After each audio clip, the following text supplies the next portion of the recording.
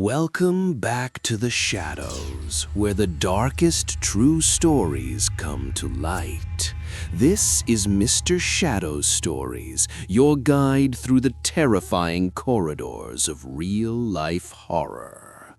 Tonight, we're diving into the fluorescent-lit nightmare of call center night shifts, where the ringing phones carry more than just customer complaints. Before we begin, remember, the truth is always more disturbing than fiction. So turn off your lights, put on your headphones, and prepare yourself for 5 true encounters that will make you grateful you don't work the graveyard shift. Imagine sitting alone in a massive, empty office building at 3 in the morning. The only sounds are the hum of computers and the occasional ring of your headset. You're exhausted, your coffee's gone cold, and you're counting down the hours until sunrise. Then your phone rings. You answer with your standard greeting, but the voice on the other end isn't asking about their account balance or a late payment. They're whispering your name, your real name, the name that's not in any company directory, the name only your family knows. This isn't a hypothetical scenario. This happened to a real person, and their story is just one of the 5 disturbing encounters we're about to explore. Story 1: The Caller Who Knew Too Much. Our first story comes from Michelle, a customer service representative who worked the overnight shift at a telecommunications call center in Phoenix, Arizona, back in 2018. Michelle had been working nights for about 6 months when this incident occurred.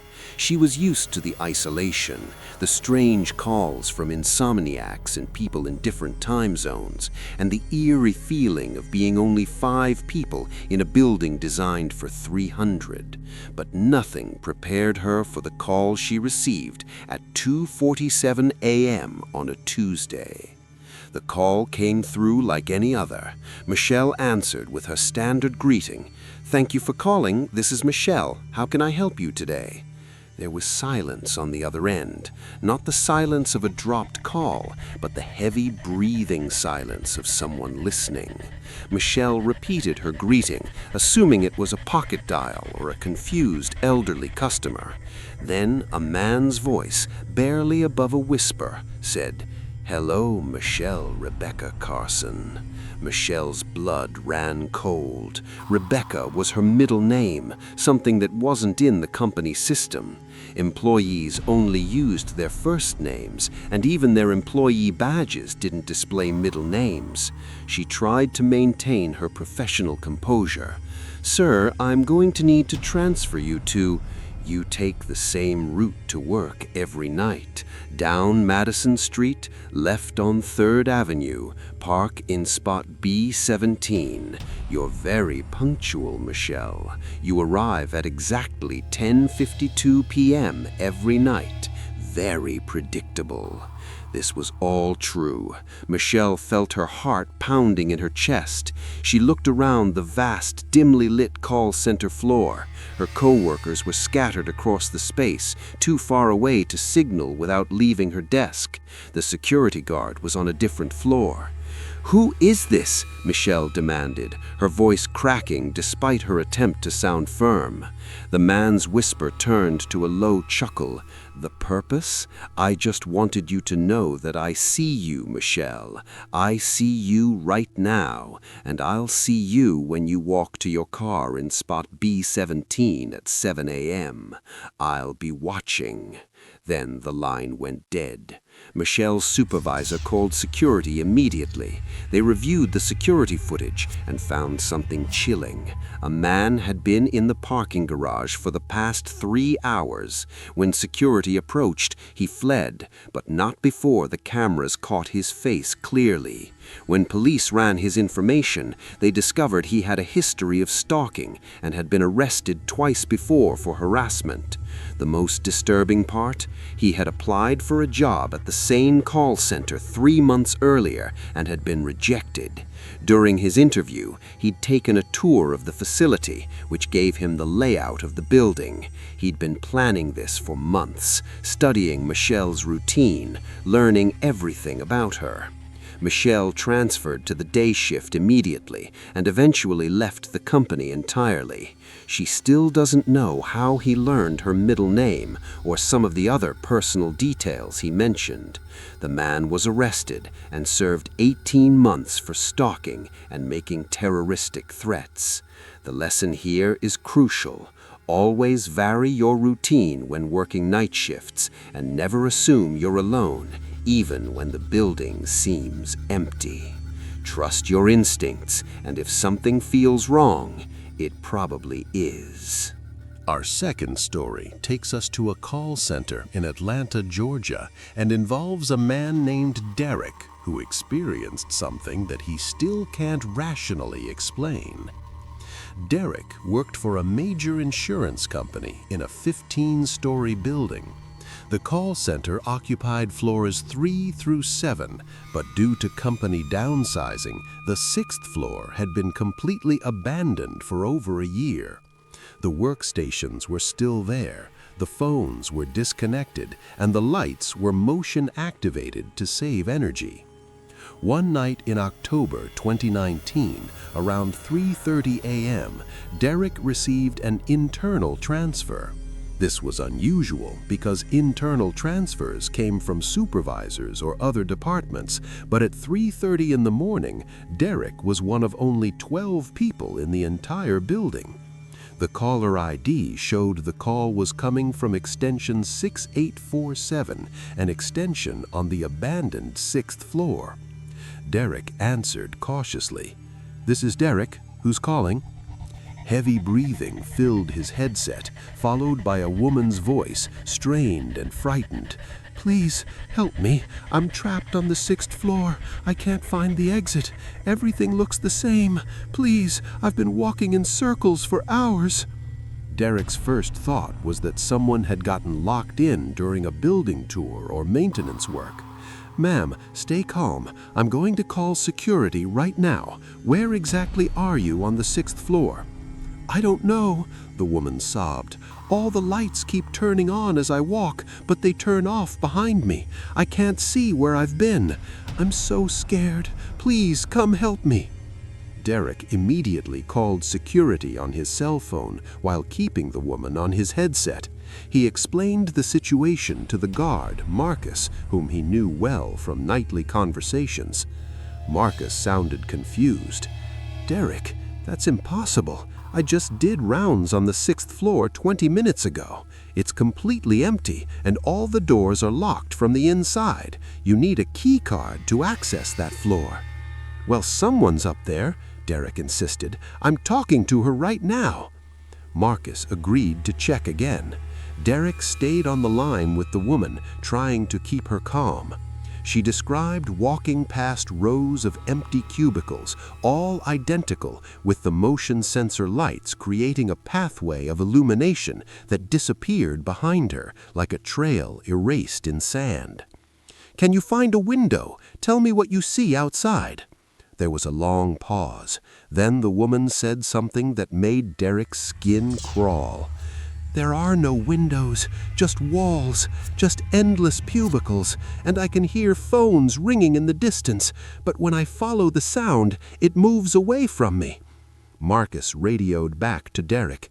"I'm on the 6th floor right now. Every light is off. There's nobody here, Derek. I'm walking through every row. It's completely empty and silent." But Derek could still hear the woman crying on the phone. He could hear her footsteps echoing through his headset. "Ma'am, security is on the 6th floor right now. Can you see anyone? Call out to them." The woman's voice rose in panic. "There's no one here. I'm alone. Why won't you help me?" Then Derek heard something in the background of her call, something that made his blood freeze. He heard his own voice, faint but unmistakable, coming from her end of the line. "Ma'am, security is on the 6th floor right now." It was an echo of what he'd just said, but delayed, as if traveling through time. Marcus came back on the radio. "Derek, I'm standing right next to extension 6847. The phone is covered in dust. It hasn't been touched in months, and it's not even connected to the network anymore. There's no dial tone. This phone is completely dead." At that exact moment, the woman on Derek's headset let out a blood-curdling scream, and the line went completely silent. Not disconnected, just utterly, completely silent. Derek sat there, frozen, listening to absolute nothingness for what felt like an eternity. Then, faintly, he heard whispered words that he'll never forget. "You can't help me. No one helped me. No one ever helps." The call disconnected. Derek reported the incident to management the next day. They pulled the phone records, and the official logs showed no incoming call from extension 6847 at that time. In fact, that extension had been deactivated 14 months earlier. However, Derek's call recording system had captured the entire conversation. The audio file was reviewed by IT, and they confirmed it was genuine, not tampered with or fabricated. After some digging by a curious IT manager, they discovered something horrifying. 3 years earlier, a woman named Patricia had worked on the 6th floor. She had died of a heart attack at her desk during a night shift. Her body wasn't discovered until the next morning because she worked alone in a secluded section of the floor. The extension she had worked at, 6847. Derek requested a transfer to the day shift the following week. He still works for the company, but refuses to stay in the building past 6 p.m. The 6th floor remains abandoned, and night shift employees have reported similar calls over the years, though management refuses to acknowledge them publicly. The takeaway? Some buildings carry the weight of tragedy, and sometimes the past doesn't stay buried. If you work in a place with abandoned floors or areas, maybe there's a good reason they were left empty. Let's move to our third encounter, which occurred in November 2020 at a medical billing call center in Seattle, Washington. And this story comes from a woman named Jasmine, and it demonstrates how terror can come from the most unexpected sources. Jasmine worked for a company that handled after-hours medical billing questions and insurance claims. Most calls were routine, people asking about charges, coverage, or payment plans. But the call center also had a protocol for medical emergencies. If someone called about a genuine medical crisis, representatives were trained to transfer them to 911 or direct them to emergency services. At 4:15 a.m., Jasmine received a call from a man who was speaking rapidly, his voice filled with panic. "My wife isn't breathing. Please, I need help. I don't know what to do." Jasmine immediately switched to the emergency protocol. "Sir, I need you to call 911 right now. I can stay on the line with you, but you need to get emergency services." "You already called 911, the man screamed. "They're not coming. They said they can't help me. You have to help me, please." This didn't make sense. 911 would never refuse to send help for a medical emergency, but the man sounded genuinely desperate, and Jasmine could hear a woman gasping for air in the background. "Sir, help is on the way. Can you tell me your name?" "My name doesn't matter. Just tell them to hurry. She's dying." Then Jasmine heard something that made her pause. In the background, beneath the woman's gasping, she heard her own voice, delayed by a few seconds. "Sir, help is on the way." It was like an echo, but it was coming from the end of the call.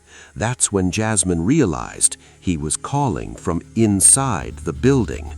She muted herself and signaled frantically to her supervisor, writing on a notepad, "Caller is in the building. This is a trap."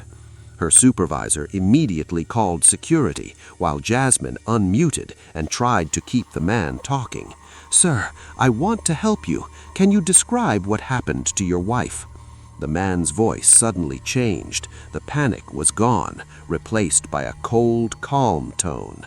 "You're a smart one, aren't you, Jasmine? I saw your name on the employee board in the lobby. You figured it out." Jasmine's heart was pounding. "Figured what out?" "That I'm here, in your building. I've been here for hours, actually. Been walking around, seeing how things work. There aren't many security cameras on the stairwells, did you know? And the break room on the 8th floor? No cameras at all."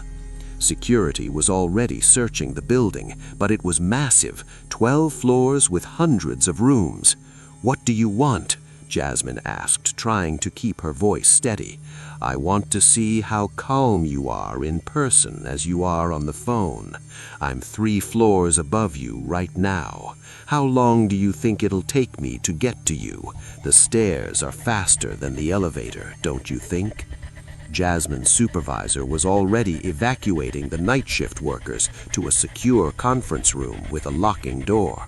Jasmine grabbed her things and ran, keeping the man on the line. "You can run, Jasmine, but I know where you're going. I've been watching the security monitors.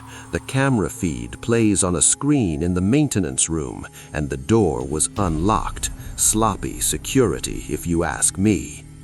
Police arrived within 6 minutes. They found a man on the 10th floor holding a cell phone and carrying a backpack containing zip ties, duct tape, and a hunting knife.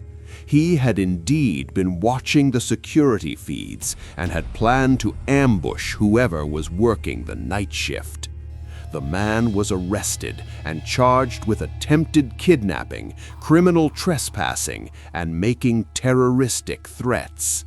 During his interrogation, he admitted he'd been researching the building for weeks, looking for security weaknesses. He had entered through a propped-open loading dock door that a careless employee had left unsecured. Jasmine quit the next day and never returned to that building.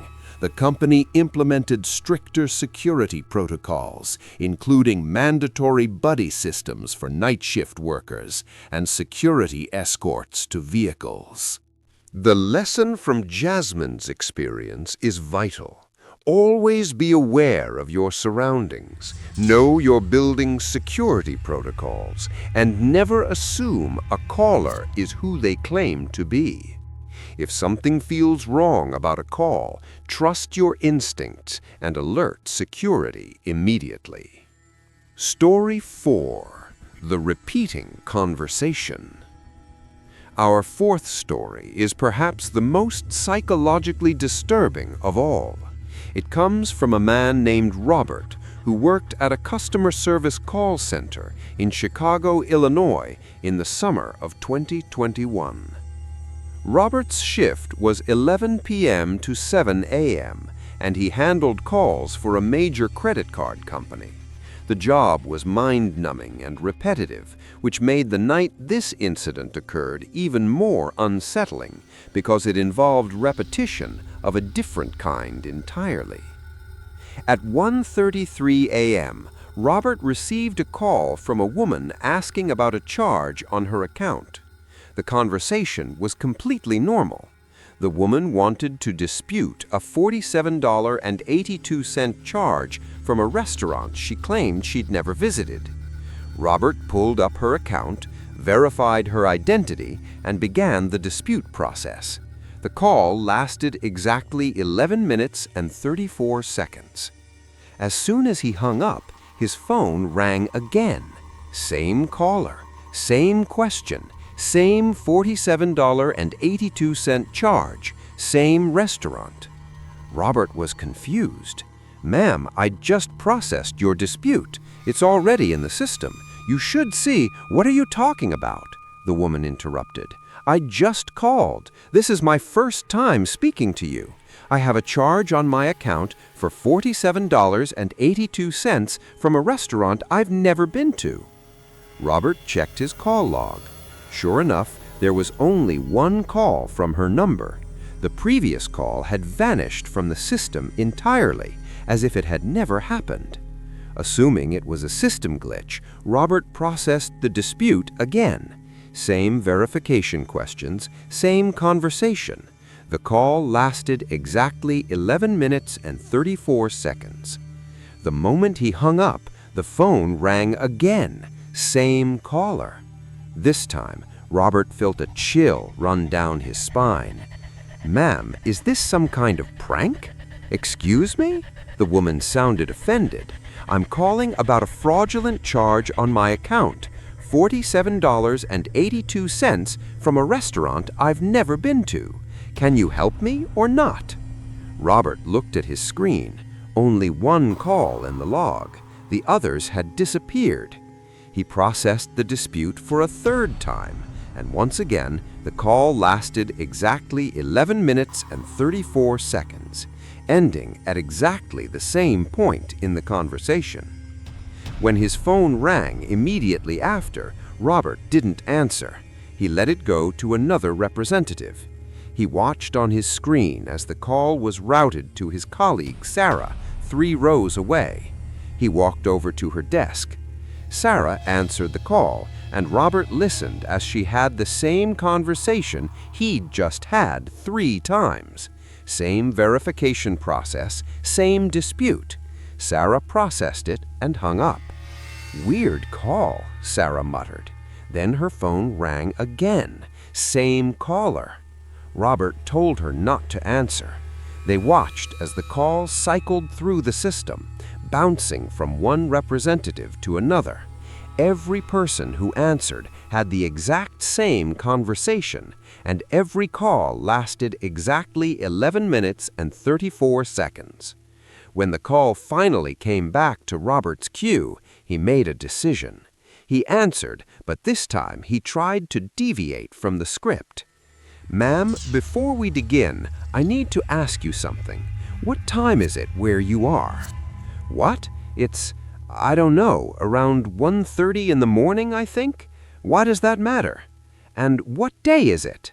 There was a long pause. I don't know. What day is it?" "Ma'am, do you remember calling about this charge before, multiple times?" Another pause, longer this time. When the woman spoke again, her voice was shaking. "I don't remember anything before this call. I know I need to dispute this charge, but I don't remember why. I don't remember going to that restaurant, but I also don't remember anything else. Who am I talking to? Where am I?" The woman began to cry. "Please help me. I don't know where I am. I can't see anything. I just know I need to call about this charge, but I don't know why. What's happening to me?" Robert felt a wave of horror wash over him. "Ma'am, I'm going to try to help you. Can you tell me your name?" My name is... The woman trailed off. "I don't remember my name, but the charge is $47.82 from a restaurant. I've never been there. I need to dispute it. Can you help me?" The conversation was looping back to the beginning. Robert realized with dawning terror that this woman was trapped in some kind of cycle, doomed to make the same call over and over, asking the same question, never remembering what came before. He checked the account details more carefully. The charge in question was dated 6 years earlier. The account had been closed for 5 years. According to the notes, the account holder, the woman on the phone, had died in a car accident in 2016. The official date of her death was listed at 1:33 a.m. Robert hung up the phone and walked straight to his supervisor's office. He explained what had happened and requested to listen to the recorded calls. They pulled the recordings, and all of them were identical, down to the exact wording, the exact pauses, the exact inflections in the woman's voice. The call stopped at 1:44 a.m., exactly 11 minutes and 34 seconds after 1:33 a.m. They never resumed. Robert transferred to a different department the following month. He still works for the company, but refuses to discuss what happened that night in detail. The recordings were archived and flagged as anomalous, but no official explanation was ever provided.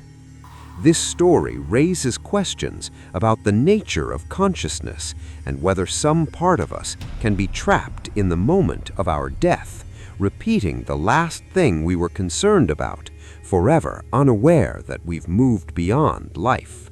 It's a disturbing thought, and one that Robert carries with him to this day. Story 5. The Caller from the Future. Our final story is the most recent and perhaps the most inexplicable.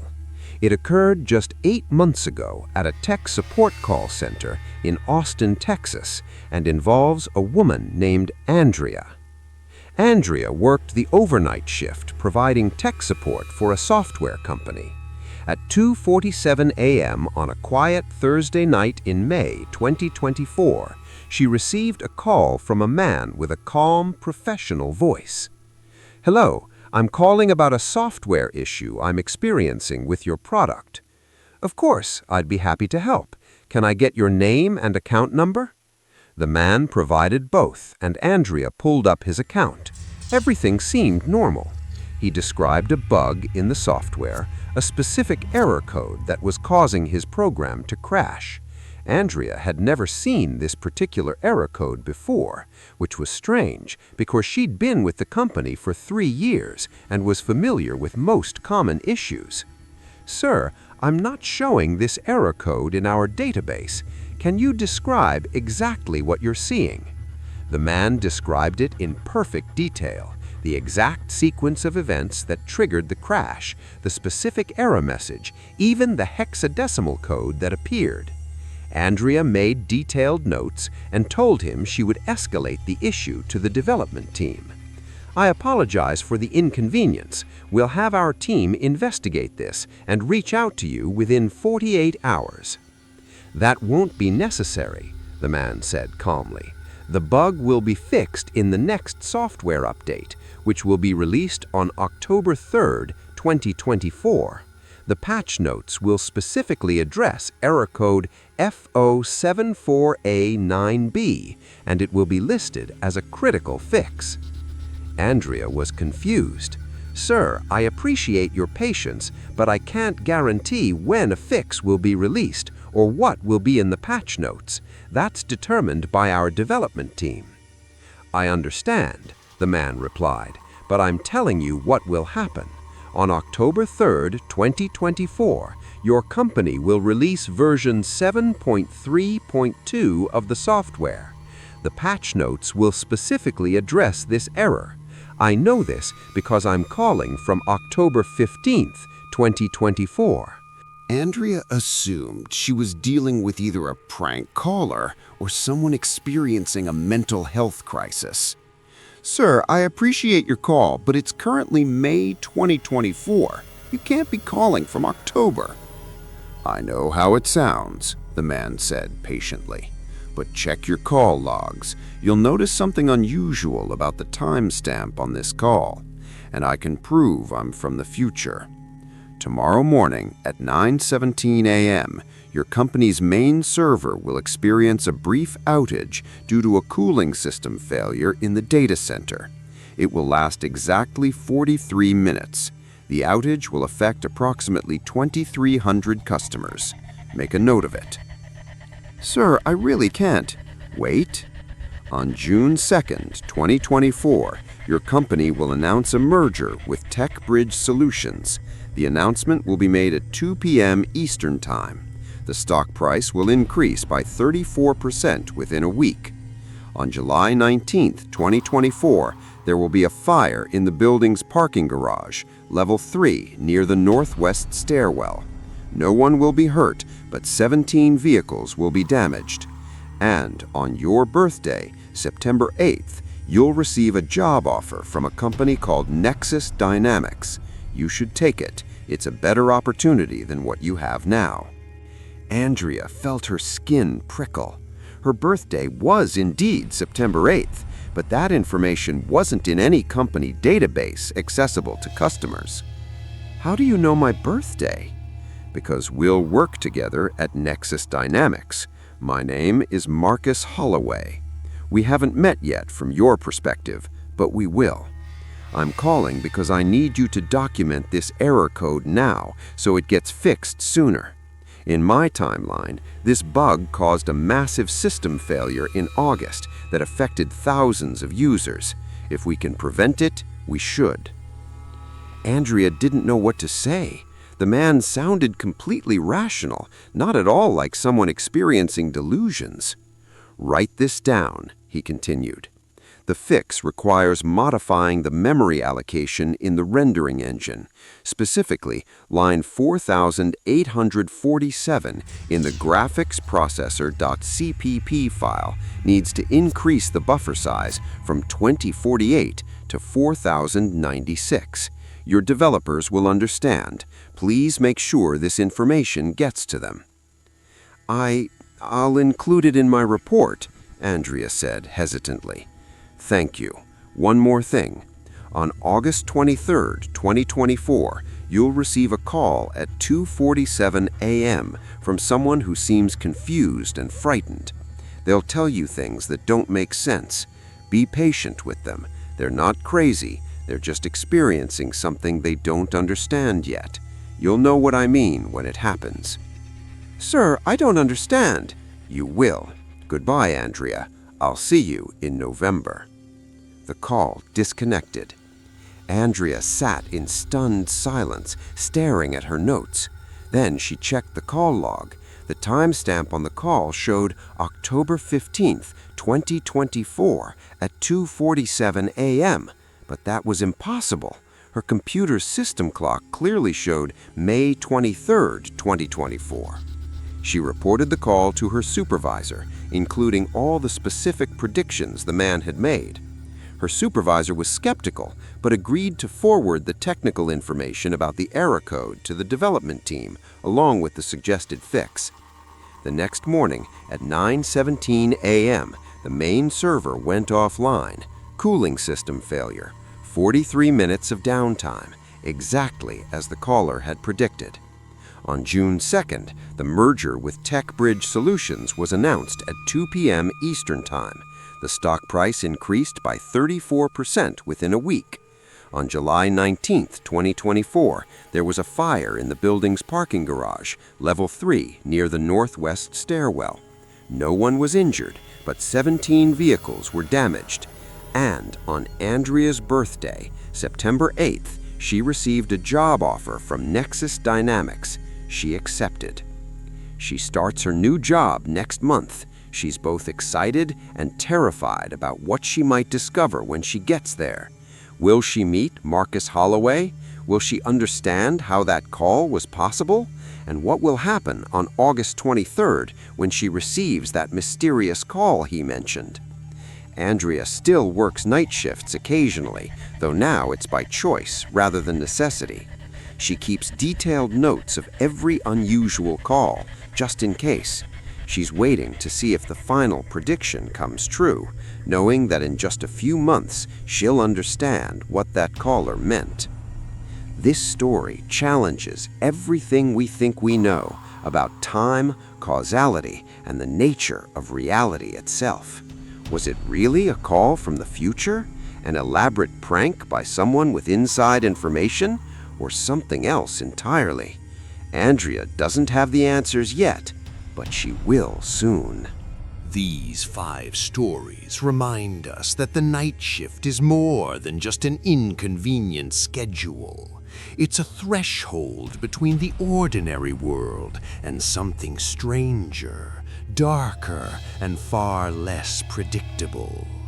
Whether it's the human monsters who stalk the living, the echoes of those who've passed, or the impossible calls that shouldn't exist, the night shift workers of the world face terrors that most of us will never encounter.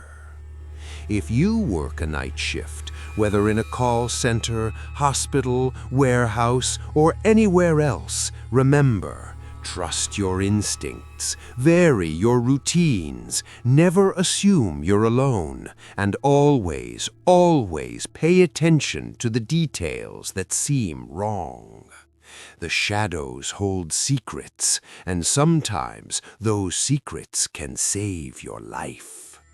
If you enjoyed these stories, please subscribe to Mr. Shadow's Stories for more terrifying true encounters from the darkest corners of reality. Hit that like button, turn on notifications, and share this video with someone who needs a reminder that the scariest things aren't in horror movies. They're in the real world, waiting in the dark. Until next time, stay safe out there in the shadows. And remember, when you're working alone at night and your phone rings, think twice before answering. You never know who or what might be on the other end. This is Mr. Shadow signing off. Sweet dreams, if you can sleep after hearing these stories.